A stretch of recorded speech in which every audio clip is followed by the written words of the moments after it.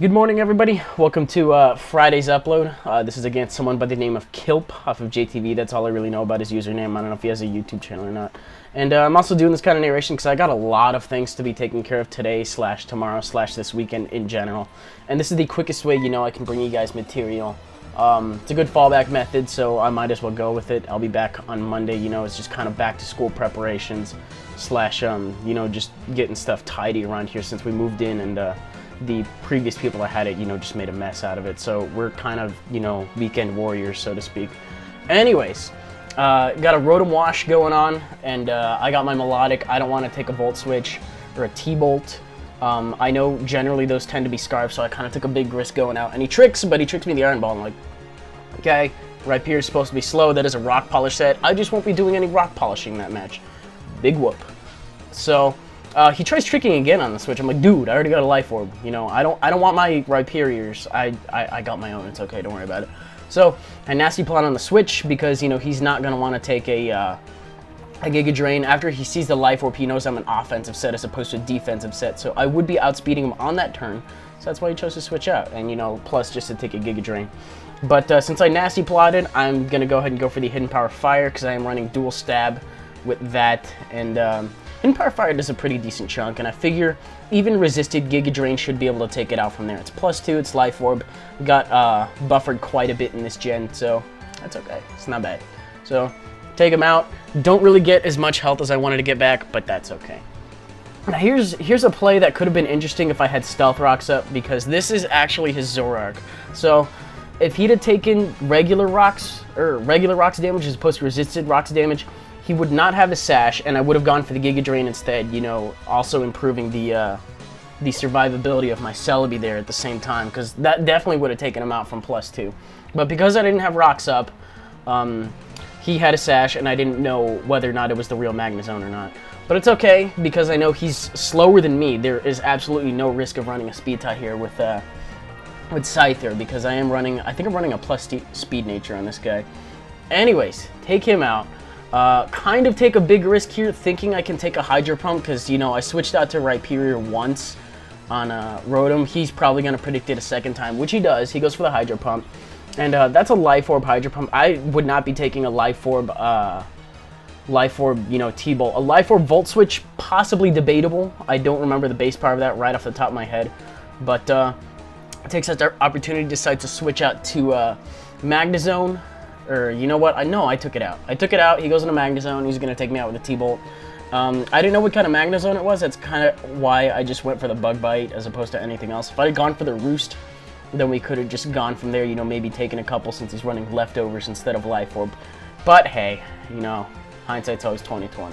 So, Charizard comes in, easy revenge kill on Magnezone. Just going to go ahead and take it out. He doesn't want anything else to take a Flamethrower or anything. He doesn't have rocks up either, so, Charizard's looking alright. Then in comes Credilli. This stupid thing. I have lots of trouble with this thing. So I predict the rock move because I know I can't O-coat with Focus Blast. This thing has quite a bit of Spec D to it. So he goes for the Ancient Power. I do quad resist it, so it does an alright amount. And I don't know why I wasn't expecting Dual Stab. Probably because I don't see Dual Stab on Credilli. I mean, it's really rare to see it. I mean, the last time I saw one, it was me using it, and then I saw it, I was like, oh, maybe it's running my set, and it only has rock moves. Nope! It has Energy Ball, takes me out, and I missed my Focus Blast. Fan-fucking-tastic. Gonna get hit with a ×4 super effective Focus Blast. What? ×4 super effective Ancient Power. Gonna take me out. Thankfully, he doesn't get the boosts, otherwise that would be trouble for Melodic. Lots of trouble. It already is trouble, because he has a super effective stab move, I only have a super effective neutral move, and he has Stockpile, so he's going to get out of this exchange on top. The question is what he's going to be looking like at the end of this exchange.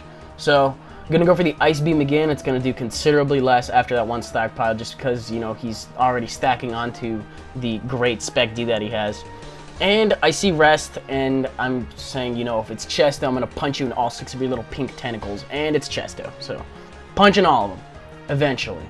But gonna go for the Ice Beam because I've gotten a miss. He's gotten a couple of useless crits here and there, and I figure maybe I can get a crit or something like that, something along those lines. Nope, he gets a Spec D drop on Energy Ball. Cool. So at this point I'm like, alright, I'm getting rear-ended by this thing, but as long as I can, you know, as long as I can get out of this exchange with it being at like half health as opposed to full health, maybe Star Raptor can come in and take it out. I don't know how much he has invested in defense. Gets a crit here. I think it's pretty useless because of the spec D drop, so it's whatever. Anyway, in comes Star Raptor. Finally fixed this thing to be shiny, by the way. Took me a while. Anyways, gonna go for the close combat from half health. Doesn't look like he has, you know, max defense, and because, you know, from +1, maybe he might have lived it from half health. I don't even know. But looks like he's more of a special defensive set. Anyway, last one turns out to be Meloetta. I did let him use it. It's okay. So I go for the double edge because double edge sometimes over Brave Bird, not exactly okay, but I already knew I was going to end up losing this match. I bought the same power anyway. So he goes for the Relic Song. I do have the lowered spec D from close combat, so I don't expect to take this at all, given Meloetta's base like 128 spec attack. Takes me out with a crit, doesn't matter because of the spec D drop as well. And he has Life Orb, and he barely gets out of that with the skin off his teeth. That is looking like probably, I don't know, maybe like 10, 15 HP, something like that. So had I done a little bit more, I don't even know if I got min-max on that, but it still turned out to be pretty good. That was a pretty narrow 1-0. So if you guys enjoyed it, go ahead and leave a like, comment, subscribe, do your thing. That'll do it for Friday's upload. Something I kind of wanted to talk about. I'm running kind of low on material. So I was thinking instead of a video on Monday, maybe I would stream on Monday, like early in the morning, you know, to be friendly to the Europeans. And, you know, just do like a morning stream. Just wake up and have at it instead of a video, though. So if you guys don't mind, let me know what you think. I'd probably be back to uploading on Wednesday or Tuesday. I haven't really decided what my schedule's going to be next week. But I guess leave your input on that. Would you like to see a stream on Monday? Anyways, that'll do it out of me. Kind of a short match, but I hope you guys enjoyed. And that's it. Hope you guys have a good weekend, and I'll see you guys on Monday. Take care.